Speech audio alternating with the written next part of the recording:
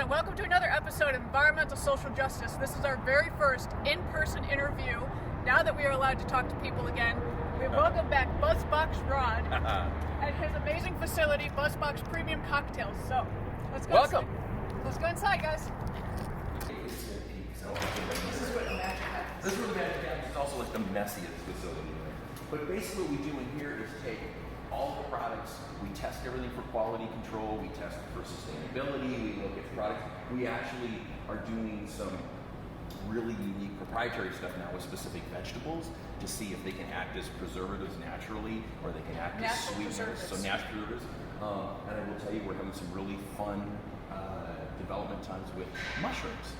Mushrooms have amazing properties for acid reduction, flavoring, neutralizing your palate for when you're taking in products. So we're having a lot of fun with it. A lot of people are using it for packaging too. Absolutely.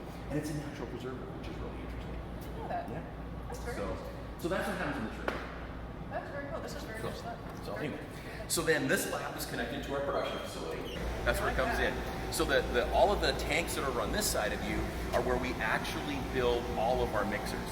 So whatever the cocktail, whether it's a Long Island or it's a Bloody Mary or whatever, this is where we'll actually make whatever vegetable juice or fruit juices or natural sweeteners we put in. It all happens in these tanks. Our alcohol gets blended in these tanks and it all gets mixed into this big single beautiful batching tank. And once we're done getting it ready, then we transfer it into our finishing tanks. And the finishing tanks then are where we actually do the final tweaking, where we truly handcraft the products. Most factories, you have pipes and hoses running all over the place, and we didn't want to have that. We also, if you notice our floor, we only have one main drain. A lot of factories are a lot of waste, a lot of things that happen, and we said, look, how do we eliminate that waste? How do we keep things from going down the drain, which really was our objective. So what we did is we devised a system where every tank is connected with a series of pipes. So not only the fill pipes, but the drain pipes and the cleaning pipes. And we actually created, like in the audio world, a patch panel where we literally can take, and I'm sorry, there's these pipes, we literally can take like these jumper hoses and we can connect any tank to any tank or any processing facility in here. Sharon, we truly are a handcrafted cocktail because we believe that's the best way to do it. You do 2 gallons at a time. Absolutely. So we actually move it from our batch, and these go into what we call our finishing tanks. And our finishing tanks are temperature controlled. We do everything with refrigeration, so we don't use any stabilizers or preservatives. And what you're standing on here is really our finishing catwalk with our finishing tanks. And this is where our blenders will actually come up and make extremely small adjustments to finish it off. And if you look inside, the tanks are really fun. These tanks also have all kinds of mixers and baffles.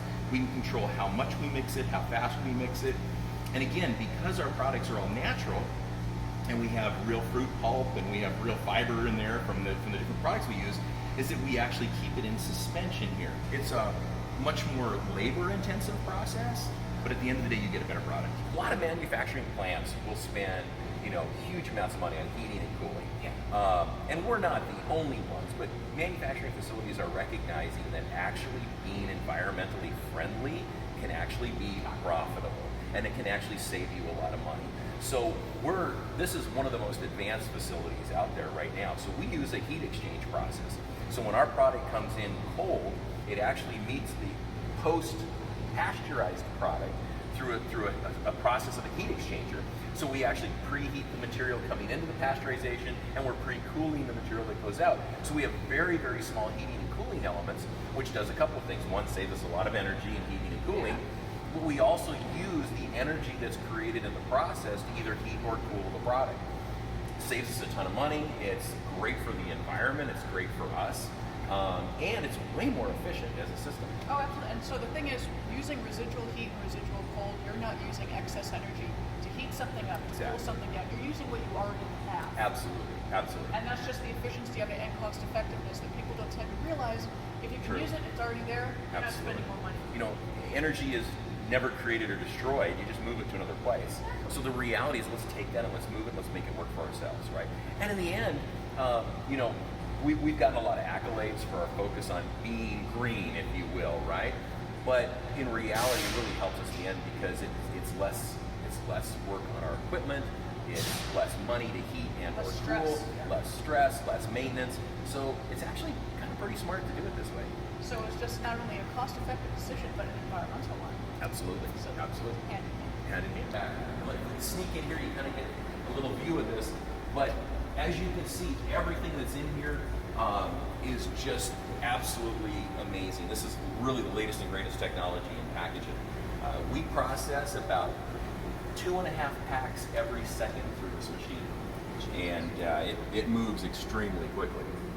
But again, the thing that we love the most is that when you look at how it's packaged and how it's processed, the liquid, what's inside the box, never touches the outside air after it gets blended. Until you crack it back open and you drink it. Absolutely. Here is the package. So when the product comes out, and it comes out as a single, and this is really exciting because you're getting exclusive here because we haven't even revealed this one in public. We're really excited about it. We won't tell anybody. It's a secret.